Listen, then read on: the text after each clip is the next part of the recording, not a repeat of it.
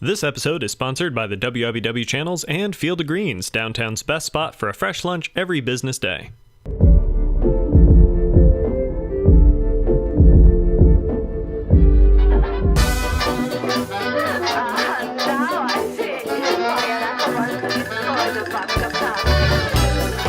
Well, I'm here with Terry Cook. He is the president and CEO of Visit Topeka. How you doing, Terry? Good. Thanks for having me. Hey, thanks for coming here. You've been in Topeka since August, and yeah. What do you think of the place? And that's a trick question, so yeah, we're listening. Better carefully. answer correctly. Yeah, right. Yeah, no, loving Topeka. We've got a great city, great size. It's a perfect fit for my family and the way we like. Lots of attractions, lots of things to sell. Great meeting space, good hotels. It's got everything that we need for me to do my job. So I'm really enjoying it. And tell us a little bit about yourself and your family. Yeah, married to my wife for 18 years. I think I got that right. I hope so. That's a trick question too. Huh? That's a trick question too. 18 years. I've got 3 kids: Emily 16, Christian 13, and Ethan 9. I hope I got those right as well. Plenty of trick questions. Yeah, exactly. My son Christian's here with me now. My wife and daughter and other son are going to be coming up once we sell the house. So we're kind of in a transition family right now. So, yeah. Well, and a lot of folks, they've heard of Visit Topeka. They may not have any idea what you guys do. So give us a little elevator speech about Visit Topeka in a nutshell. You bet. Visit Topeka is the destination marketing organization for the city of Topeka. What that means is we're the Convention and Visitors Bureau. What's that mean? We are the marketing arm. We sell, promote Topeka for tourism to bring people into the community. We bring meetings and conventions to Topeka, sporting events, mom and dad and the kids vacationing, leisure travel. So we try to bring all those total strangers in to the community to spend dollars. Yeah. And that's what it's about. It's economic development. Sure.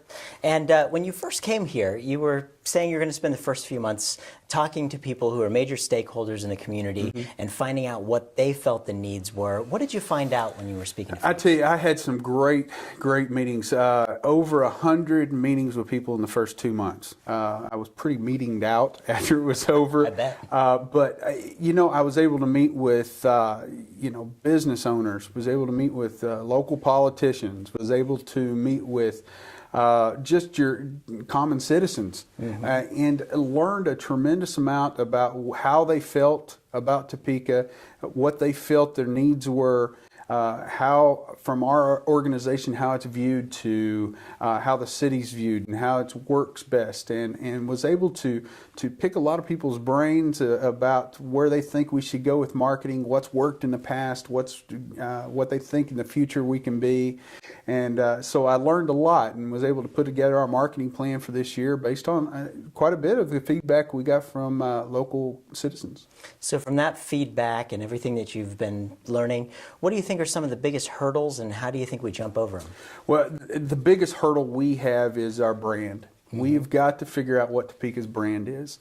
One of the biggest projects that we're doing this year in our marketing plan is we're doing a branding initiative, is essentially what it is. We're going to find out what Topeka is besides the state capital. And truthfully, that's why you go through the process. I don't know what it is. If I knew, I'd have all the answers. Yeah. We're going to go through the process with doing some short surveying, but we've done a lot of that through the visioning process in the past. That would be able to get a lot of that information. We're going to put a branding development committee together, and we're going to look and find out what we are besides being a state capital.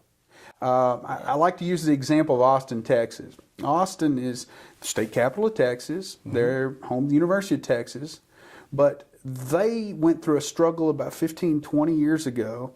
And what are we besides state capital? They came out with that they're the live music capital of the world, playing off of Austin city limits. Yeah. That's the first thing that came to my head when you said Austin, more so than state capital. That's exactly right. Yeah. So now back then it wasn't known for that. Now it's known for that. They get millions of visitors coming there each year now to listen to live music and to tour their city. So they changed their brand, found out what they are besides being just a state capital. So we're hoping to have some success in doing that. Wow. And a lot of talk, any articles you read about Visit Topeka, you hear almost that phrase, that catchphrase, heads on beds. Why is that such a primary focus? Well, and let me explain a little bit what heads and beds is to people that don't understand tourism. Sure. Heads and beds means a person staying in a hotel room, sleeping on the pillow. It's very simple. They're pretty simple. It's kind of a slang for people buying a hotel room. The reason you hear people talk about it when they associate Visit Topeka is that's how we're funded. We're funded by the transient guest tax, it's called here. Some other communities it's called, just a lodging tax or something like that. Different communities call it different things. But here we call it the transient guest tax. And in Topeka, when somebody comes to Topeka, we recruit them to come to our city.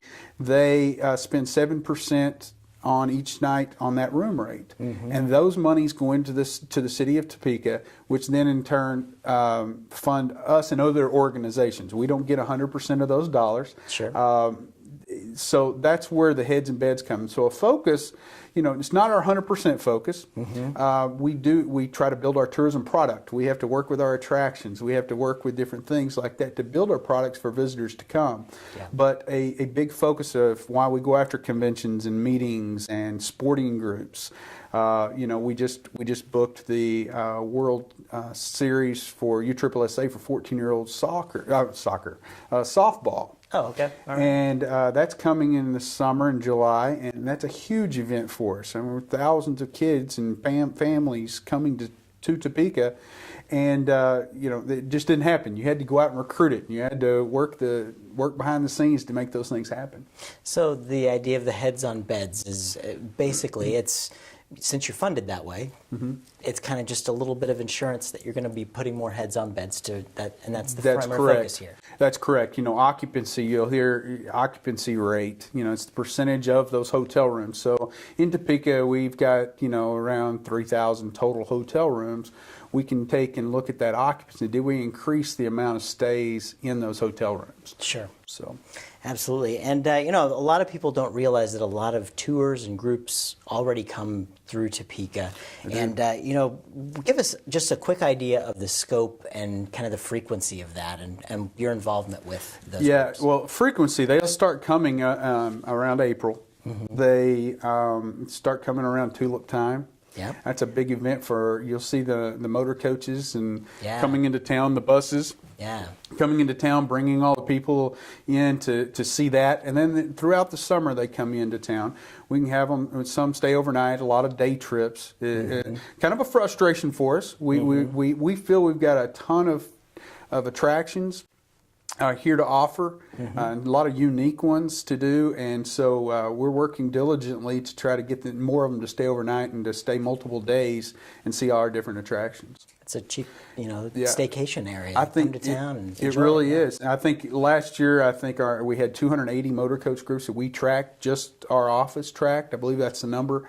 So that's just the ones we dealt with. There's a lot of others that come in that we don't even know about that don't work through our office. Absolutely. And how do you actively promote Topeka to other communities to say encourage those trips or other conventions and all that stuff? You bet. In our marketing plan, we have advertising that we place, a lot of online. Everybody's booking online, so we need to be there. We want to be there.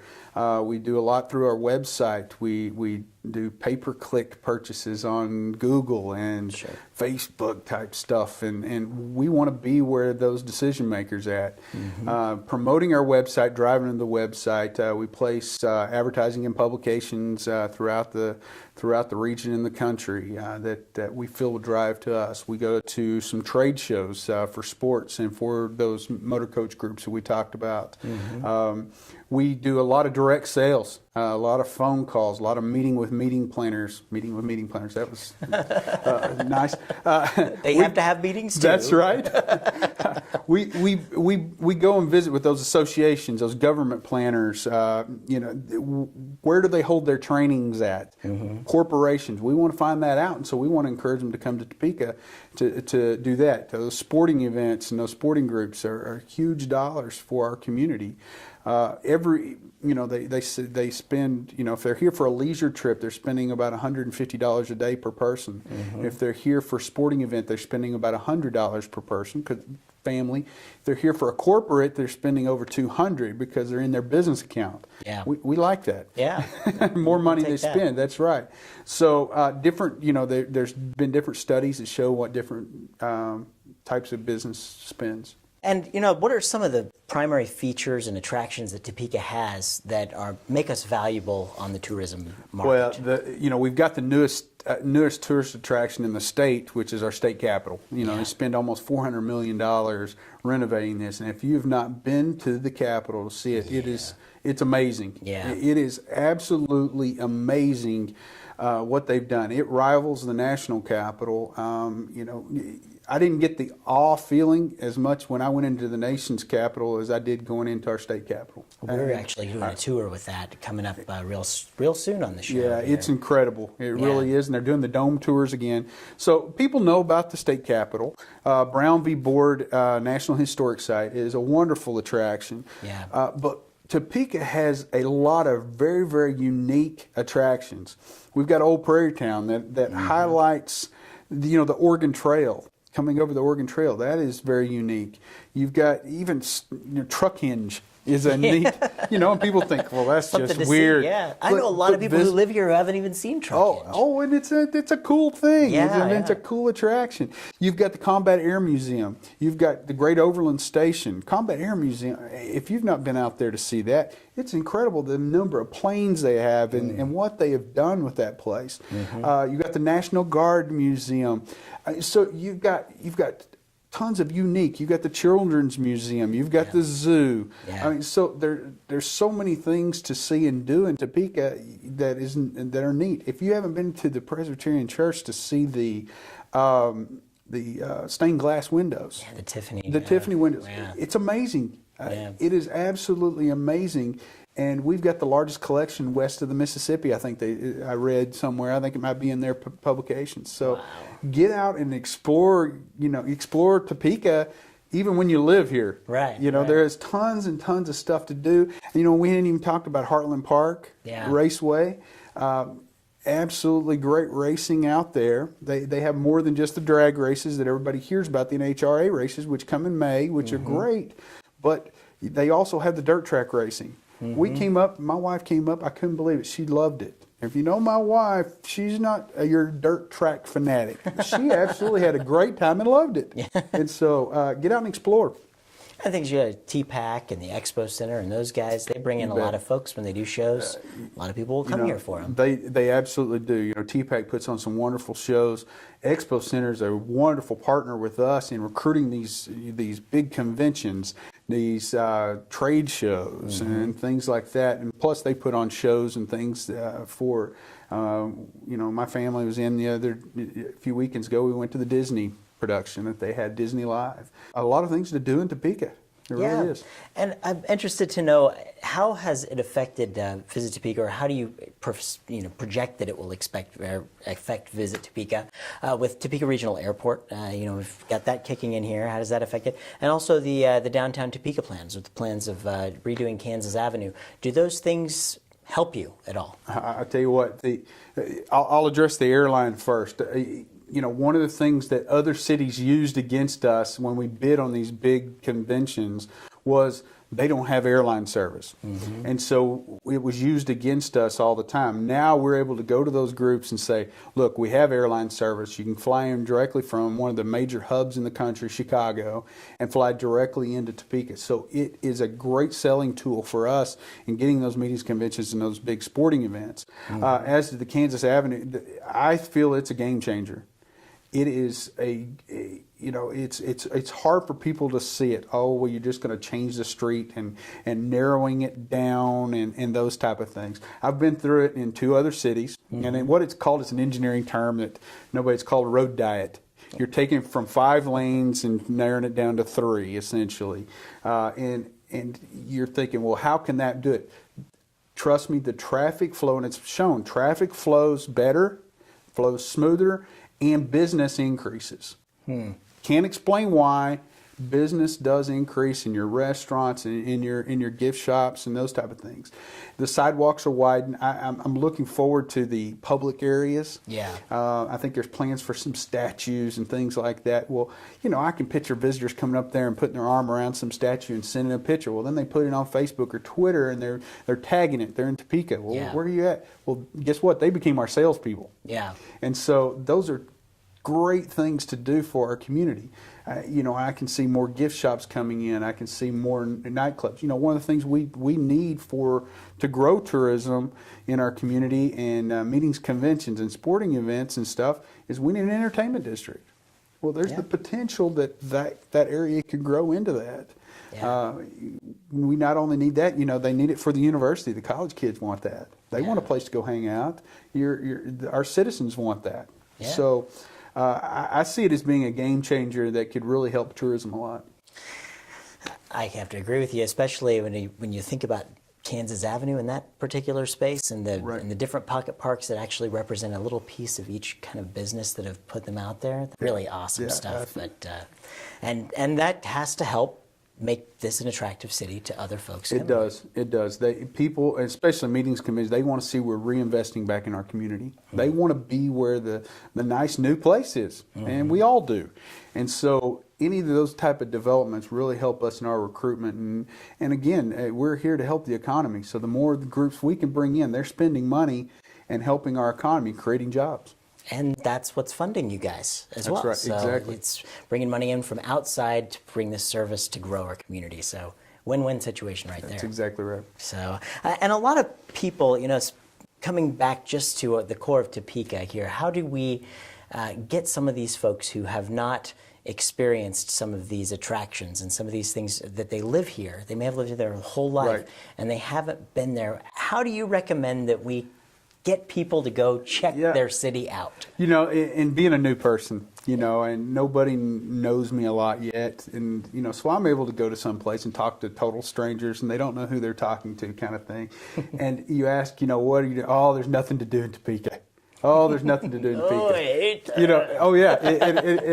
And so then you start saying, well, have you been out to the racetrack? Friday and Saturday night racing or anything like that. We have a racetrack? If I've talked to one, I've talked to 50 people that didn't know we have a racetrack here.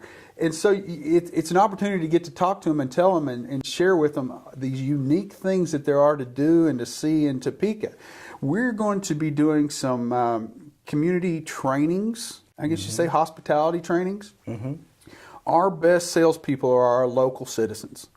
And we want to offer free classes where we're going to teach them, and we're going to target our frontline workers, our gas station attendants, our waitresses at restaurants, front desk clerks at hotels, but also it's open to anybody that wants to participate. Doesn't cost a dime to participate. What we're going to do is we're going to highlight all the things to do and see in Topeka. We're going to put them on a bus and we're going to take them and show them where all of our attractions are located.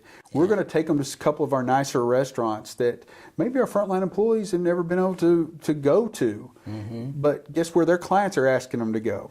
Their clients are asking, we want to go and have a nice steak. Well, where do you go? Well, we want to show them where those locations are at. Sure. And really help to promote, make our local citizens our salespeople. Remind people why they live here and why they live in Topeka and why it's such a nice town. It's one, learning about your community and caring.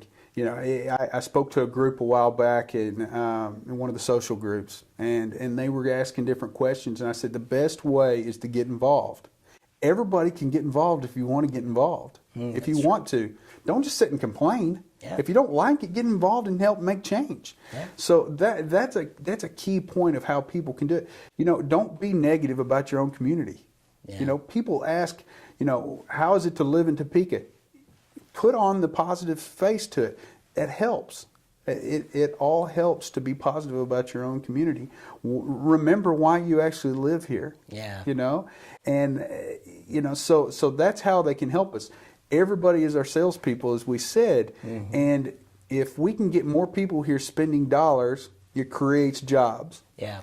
And those monies will circle around in our community 3 to 5 times before they leave. economic impact. And so then it's all new money. And that's the difference between, our brand of economic development in tourism as compared to economic development recruiting companies. You have to, and it's great. You're creating jobs and those type of things. But you're also having to provide infrastructure. You're having to provide gas, water, sewer, those type of things. Tourism is bringing in people. They come in, they make the cash registers ring, which is the straight definition of tourism. Is they make cash registers ring, they spend money, and then they go. We didn't have to build a new building for them. We didn't have to build new streets for them. We didn't have to put any new infrastructure in. And we just had to make them feel welcome and warm while they're in town and get them to spend more dollars. Yeah. Everybody's heard this phrase, grass is always greener, right? Right, But you just look around and realize how green the grass is here. Just take a breath. That's exactly right. We in tourism and promoting, we travel a lot, to other cities and everything like that. And it's amazing to hear people, oh, you live in Topeka? Oh, you've got this and that, and y'all are lucky to have this and that. And you're sitting here thinking, well, you've got all this. Why are you comparing? But, people are on the outside. They are kind of jealous of what Topeka has in a way. Yeah. Well, of course, we love Topeka here, and we really want to encourage all of you folks to get out and explore Topeka. And thank you so much for joining us on the show. You're welcome. I can't let you go until we do the notorious lightning round. That's another set of questions here. Oh. We put 60 seconds on the clock. Okay. And then we see where we end up. Ready to go here? Blue. Hey, that's... I got to get rid of that question. 60 seconds and go. Give us one word that best describes your personality. Outgoing. All right. Paper, rock, or scissors? Rock. Man, you want to... I lost the last time. See, paper or plastic? Oh, paper. All right. I can't stand plastic. All right. If you were an animal, what kind of animal would you be? A wolf. Oh, why? That wasn't on the question. I'm fearless. I take on the world. There you go. If your house was on fire and your family and pets were safe, what's the first thing you'd grab on the way out? My own tail as I'm running. No. Kids are on their own. What was the one? If the house is on fire, what was the first thing I grabbed? Everyone was all safe, and you can grab one thing out of there. What would it be? My wallet, because it's got my Social Security and driver's license in it. There you go. You need that stuff. Yeah. Good call. And what's your favorite season in Topeka? I've only been here in the fall, so Great, good in the answer. winter, I guess. Fall. Well, this season, yeah, right. And what's your favorite television show to watch every Tuesday night at 9:30 on my TV? Talkabouttopeka.com. Of course it is. There you go. Thank you so Thank much. you. And keep doing a great job with Visit Topeka. And if you have anything else you want to share with us, come back. You're always welcome on the show. For sure. Thanks for watching. I'm Chris Schultz. Real quick, next week we're going to the State Capitol building to see everything in its new old glory. Till then, keep talking about Topeka.